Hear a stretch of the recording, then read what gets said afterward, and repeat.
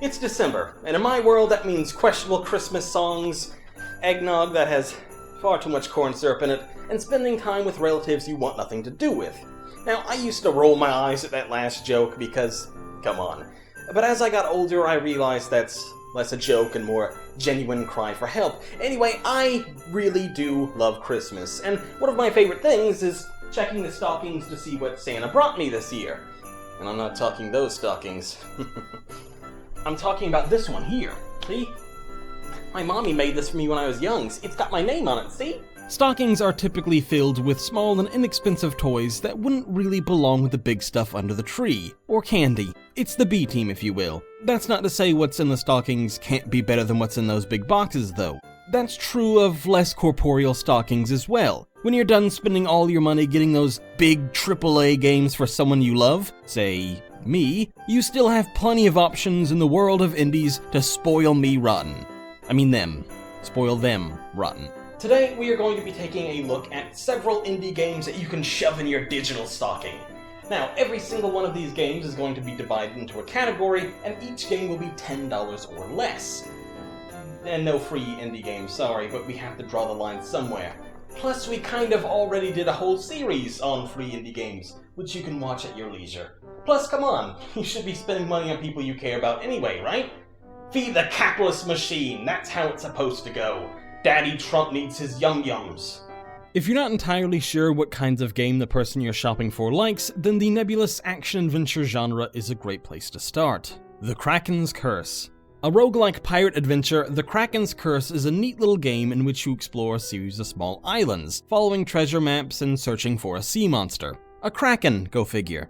Ember. Ember is a throwback to classic RPGs like A Bard's Tale and Fallout that doesn't stay rooted in nostalgia. Instead, it uses its whimsical forefathers as a jumping-off point. Ember features everything you'd expect from this kind of game: player choice, branching storylines, dungeon delving, crafting, party building, and stuff to kill, but with a few twists thrown in as well.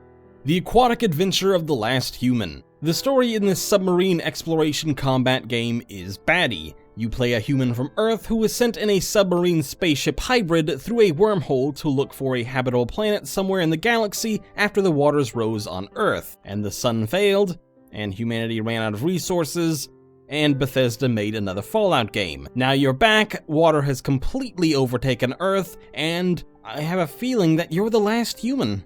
Downward. Downward is an open-world parkour Metroidvania in which you play a hobo in post-apocalyptic medieval times who has to fight through ancient creatures and figure out why humanity disappeared. What more do I need to say? Gunman Taco Truck. Gunman Taco Truck is a manic shooter RPG cooking driving game in which you own and operate a taco truck during the zombie apocalypse. You have to drive to different locations to serve customers by gunning down waves of zombies on the road, and then cooking people's orders quickly and accurately when you get there. It's a strange concept, but it works so well that it makes you forget that this is John Romero's first good game since Quake in 1996. What? Oh, sorry to all you Cartoon Network Block Party fans out there. Shooters. First, third, and of the arcade variety. Heavy Bullets. No, not a game about wheeling around two giant bullets and wagons. Heavy Bullets instead plays with the FPS genre in a way similar to Superhot. You have only 6 enlarged bullets for each level, and have to go back and pick them up after you fire them and manually reload. Plus, there are a whole bunch of other cool ideas in here like life insurance, banking, and permadeath. Danmaku Unlimited 2. I figured I should put at least one bullet hell shooter on this list, so here it is. Luftrausers. Another game that got mainstream attention, Luftrausers, by the incredible duo of Lambeer and Devolver Digital, is sort of like an old-school horizontal shooter, but not really. You have much more control over your plane than in those old shooters, including loop-de-loops, barrel rolls, and dive bombing. Plus, you get to kill Nazis. Necrovision. Necrovision is an alternate history World War I first-person shooter that's a poor man's Wolfenstein with a bit of Doom thrown in there for good measure. It's got the alternate history angle and crazy weapons of Wolfenstein, along with demons from hell straight out of Doom. As a history buff, this game drives me up the wall, but if you're like most normal people and don't care, it's a unique enough idea with decent enough mechanics to hold your attention. Serious Sam Classics Revolution. An official fan game based on Doom Nukemstein, Serious Sam Classics Revolution not only has an overly long name, but the same high-octane running and gunning you'd expect from a Serious Sam game. Sports time, because why not? Super Bloody Hockey. It's a goofy, pixely, ultra-violent hockey game. Well, maybe not ultra-violent, but you can still beat the crap out of your opponents with your stick, and blood is a regular staple in every match. That alone makes this better than regular hockey, however low a bar that is. Beast Boxing Turbo. I played Beast Boxing Turbo on the Ouya of all things, and it was by far the best game I ever played on that disaster of a console. A first-person boxing game akin to a modern Super Punch-Out, you get to box against really well-drawn monsters, and that's about it. It's pretty simplistic, but that's also what makes it so great to just jump in and play a match or two. Pixel Cup Soccer 17. PCS 17 isn't anything too revolutionary, but it plays well and is the rare pixel art game that I think looks nice with its weird 2D characters running around a 3D world. Okay, and we are done with sports now. 3D platformers, because you damn well knew I was gonna include a few of these. Poi. A 3D platformer so heavily inspired by Super Mario 64, this game pretty much is Super Mario 64. While I wish it was more innovative, Poi is easily the most polished 3D platformer in this category, and one of the top 5 released in the last decade or so. Funk Unplugged. Funk Unplugged is a retro-inspired 3D platformer that doesn't stop at being a Super Mario 64 ripoff like a lot of games in the genre do these days. Instead, it mixes things up by putting you not in the shoes of a colorful animal, but an amp.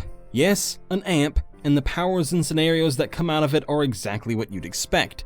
It's rough around the edges, but it's a 3D platformer, and we can all use more of these in these trying times. Suzy Cube. Suzy Cube doesn't exactly reinvent the wheel, but it's a solid enough platformer that somebody can easily get $8 worth of fun out of it. It's basic, lacking the presentation of many 3D platformers and even the mini-games, but in a sense, it's kind of refreshing to play something so straight to the point. It just gets the job done and does it competently. MacBat 64. What if there's a Nintendo 64 3D platformer in which you fly everywhere instead of jump? Well, that never really happened, but MacBat 64 is the next best thing. Using the graphic style of an N64 game, MacBat, or is it MicBat, shakes things up by crippling your legs and forcing you to fly. It's a small change, but like with Snake Pass, it's one that totally mixes things up. It's only about an hour too long, but for $5, you can do way worse. Puzzles, because it's time to do a smart. Stacking. Stacking is the best Double Fine game no one's ever heard of. It's a 3D puzzle adventure game where you play a Russian nesting doll, I should have looked up how to pronounce this, Matryoshka, and have to stack yourself into other, nesting dolls to progress. Every NPC has a unique ability, and you use those abilities to solve puzzles. The game is steeped in the old-school Double Fine style that was so great. It's all set up as a 1920s silent film, and well, go play this game for yourself. Seriously, it's great. Monsters Ate My Birthday Cake. Mambuka is a maze game in which you have to switch between multiple characters with unique abilities in order to navigate. It's definitely on the easy side, but still a fun time, especially for any of you out there with walking biological and acoustic weapons. Sorry, children is the word most people I think use. Mini Metro. Mini Metro is one of those easy-to-pick-up, hard-to-master games. It's your job to build a functioning subway line as efficiently as possible and not kill everyone. On the surface, this comes down to literally drawing lines. But of course, there's more to it than that. Different types of stations, lines, trains, passengers, and more all keep you from just drawing a line from point A to point B. Castles. Castles is pretty much 3D Tetris, but instead of controlling the blocks, you control an engineer who has to rearrange the blocks after they fall. You have to arrange 3 or more blocks of the same type in a row to make them disappear, but there are other obstacles that crop up from time to time, and different blocks do different things. Econ Elemental Construction.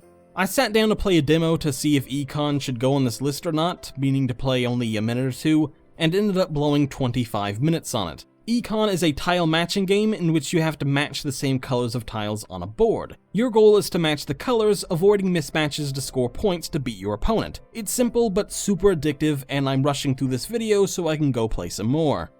Boo! Ha! Gotcha, because it's time for spooky dooky horror games. Ooh. Albino Lullaby, Episode 1.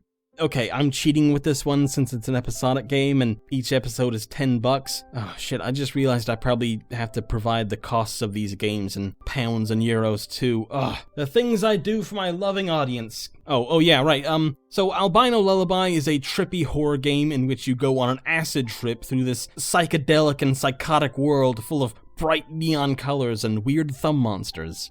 The Consuming Shadow. From the nihilistic Yahtzee Croshaw of Zero Punctuation fame comes The Consuming Shadow, a game drawn entirely in MS Paint. But don't let the graphics fool you. Croshaw's typically deep and engaging writing skills are on full display. You play as a lone paranormal detective trying to stop the rise of a Cthulhu-esque monster from entering this realm and destroying humanity, despite your own hatred for said humanity and your own increasingly loose grip on sanity. Rusty Lake Hotel. A point-and-click adventure game inspired by Twin Peaks. I don't know if this is necessarily a horror game per se, but it's definitely creepy and surreal. Plus, that's a great name anyway. Rusty Lake Hotel.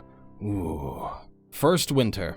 First Winter is a first-person horror game, and before you roll your eyes, know that this is one of the good ones. Set on a Soviet-era nuclear submarine that mysteriously showed up off the coast of Los Angeles, it's your job to figure out how it got there and what happened to the crew. As you'd expect, it turns out to be nothing, everyone's fine, and a good time's had by all. Aww.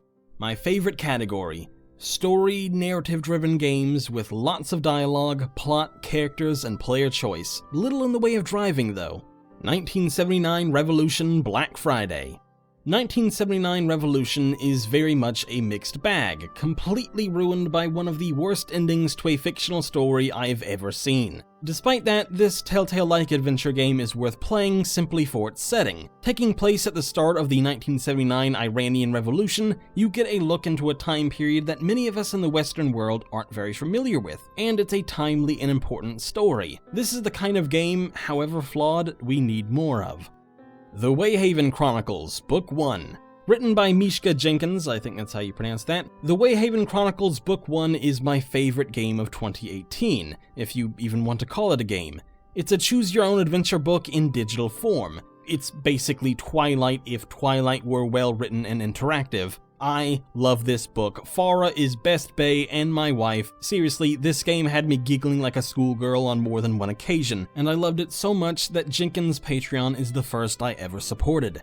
A Study in Steampunk. Another in the hosted games line, A Study in Steampunk by Heather Albano is a Sherlock Holmes story set in a steampunk world. The amount of player choice here is staggering. You can join the government, the rebels, leave it all behind to live with your love, or never find love at all, like me. There's even a recreation of the Broad Street Pump investigation, which, that appeals right to the nerd inside of me. Just go look that up for yourself. 80 Days. 80 Days is an interactive exploration game based on Jules Verne's famous book, Dick Sand. The concept is simple. You have 80 days to circumnavigate the globe, and you get to choose how you're going to try and do that. The attention to detail in this game is incredible, with a fantastic presentation and a unique story for every single city you can travel to, and there have to be about 100 of them. Spoiler alert, this is one of my favorite games I've covered on this channel. The Yogg. Set during ye olden times, the Yogg is a terrible beast that's soon to return from vacation or something that's going to wreck society, and there's nothing you can do about it. But what you can do is live your life to the best of your ability until it happens. Full of player choice, the game is somewhat let down by the fact that each playthrough is randomized, which makes the story feel a little flat, but it's an interesting concept at the very least. The Deed. Let's get this out of the way. The Deed looks like a cheap piece of crap thrown together in RPG Maker. But when you unwrap its deceptive foil, you'll find a surprisingly complex murder mystery thriller. The twist is that you're the murderer and have to plot the deed, while at a family incursion, then pit it on somebody else. And yes, that means you're killing a family member and have to blame it on someone else in your family as well. Merry Christmas. It's time to play some roles, like that of a jaded YouTuber who wrote a script that's far too long and now just wants to get this shit over with already. Costume Quest. Admittedly a strange pick for Christmas, this Halloween-based game, our second by Double Fine, is a classic turn-based RPG. It's about two kids who go trick-or-treating, but one of them gets kidnapped by a monster, and it's up to you to go save them and get candy while doing it. It's the first, and so far only second, Double Fine game to get a sequel, so that should say something about how good it is. Knights of Pen and Paper +1 Edition. Knights of Pen and Paper is a breathtaking combination of traditional video game and analog tabletop role-playing games. Remember those two great D&D scenes from Life is Strange Before the Storm? Well, this whole game is that, but in way more detail and with a sense of humor. Plus, it's made by Behold Studios, the folks who brought us the even more incredible Chroma Squad. Oh, I really need to do a video on that game.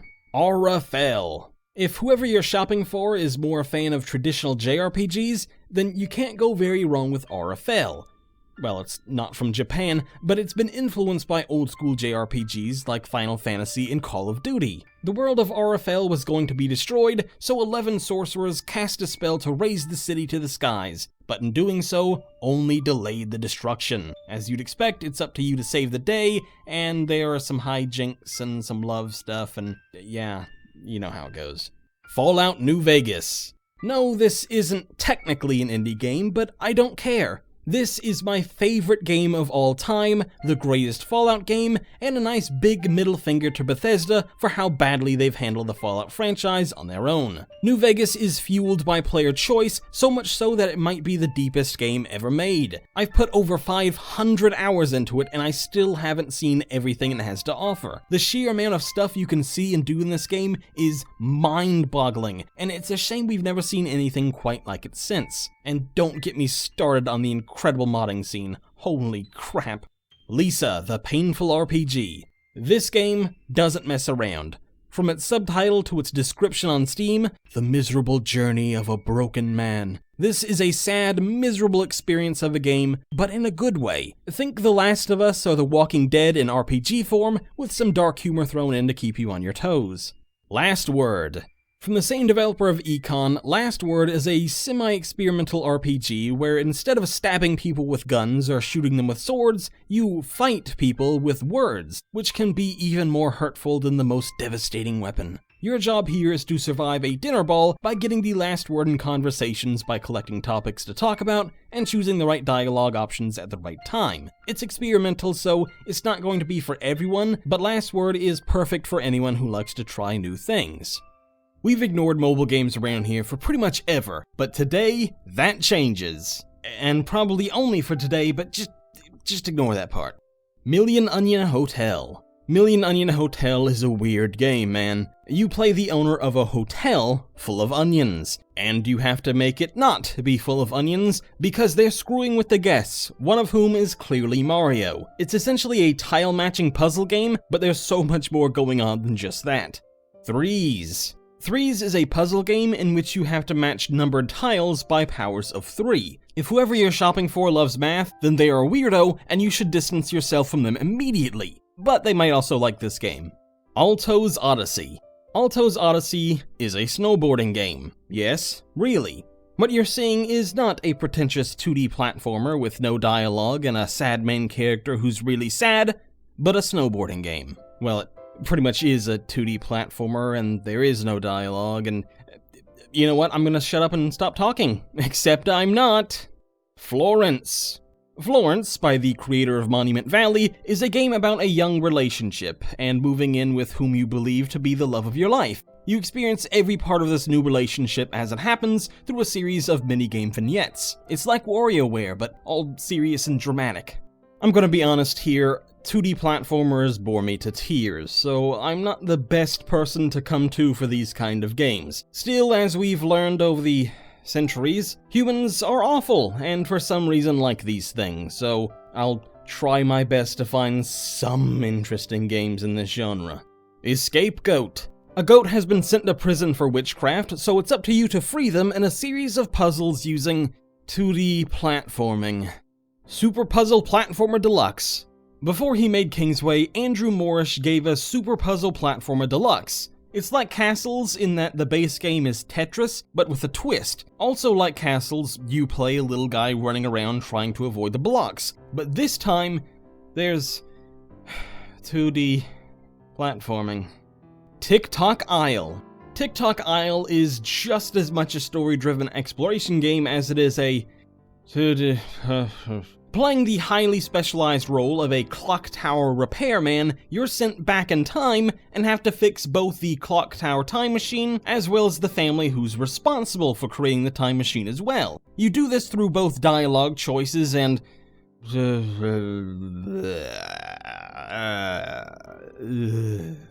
visual novels, or Japanese porn games, whichever term you prefer. Along the Edge. Daphne is tired of her life, but luckily for her, she inherits her family's mansion. There's some occult stuff going on, and it's up to you to decide how it's all going to go down. This visual novel looks great, and has 60 different endings if the developer is to be believed. Oh, and the $10 price is only on itch.io, it's $13 on Steam for some reason. Amplitude. If you're an old follower of this channel, you may remember us talking about this game before. I did a let's play of the demo years ago, and since then, this visual novel about dying and coming back to life has since been released. So you've died, but through the power of science, you've been resurrected. The only catch, the owner of your new body is also alive, and now you have to share. And once again, this game is only $10 on itch.io, whereas it's $11 on Steam. I guess that's a thing with visual novels. Not that I would know, because those are the only two I could find that were good. Yeah. I like giving gag gifts and trying to fool people at Christmas, because I'm an asshole, and if you are too, then this is the category for you. Tomato Jones. Imagine a 2D Indiana Jones action platformer, but instead of Ferris and Horde, you play as a tomato. Hilarious. There is a bit more to it than that. Rather than it just being a platformer, it's actually more of a puzzler in that there are ball rolling physics that you have to navigate, or I guess tomato rolling. Oh, I regret including this category already. Mount Your Friends.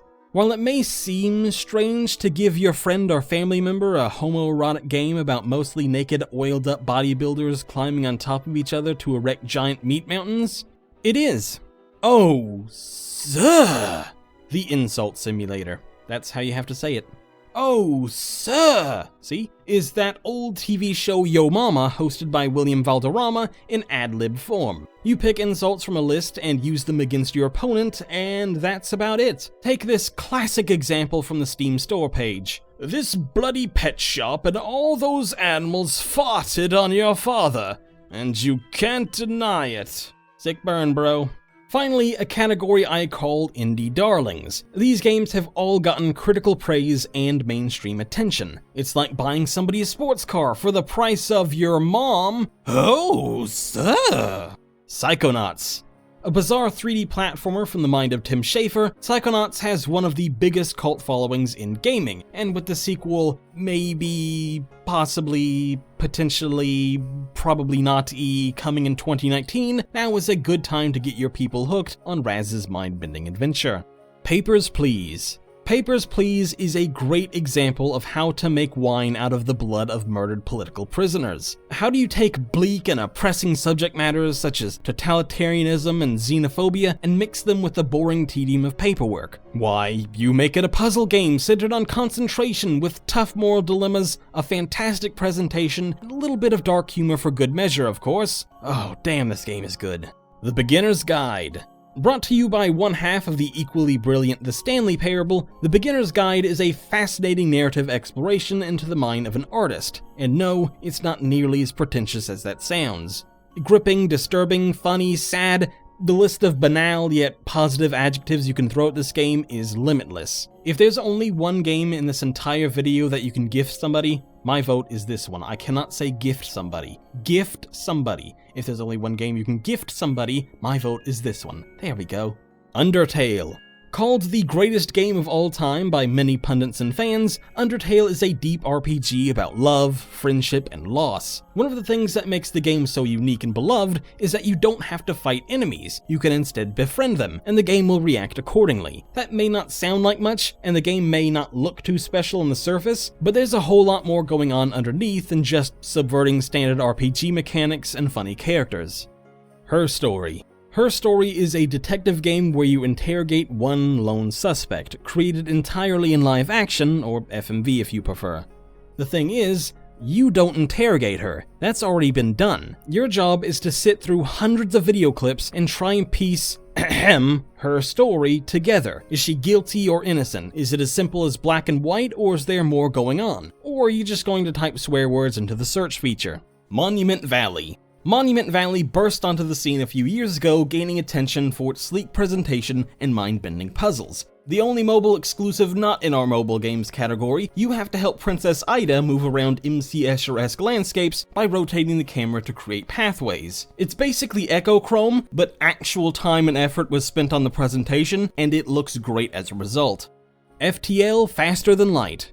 We close our list with one of the most highly regarded indie games ever, Footle. A turn-based roguelike space exploration survival game, FTL became popular for its crushing difficulty, yet surprising accessibility. An easy to pick up but hard to master kind of game, FTL was one of the games that kicked off the indie game revolution and proved that Kickstarter-funded games don't always have to be terrible. And so there you have it, children. Another wonderful Clickish Christmas full of great indie games comes to an end. But don't think that means you have to celebrate Christmas in order to check out these games. That'd be stupid. Whether you celebrate Kwanzaa, Hanukkah, any other holiday, or no holiday at all, every day is a great day to spend money. Like, for example, on Clickish Patreon page, where you can help us keep... Where are you going? No, come back! What about the holiday spirit? No! It's good enough. Fuck it.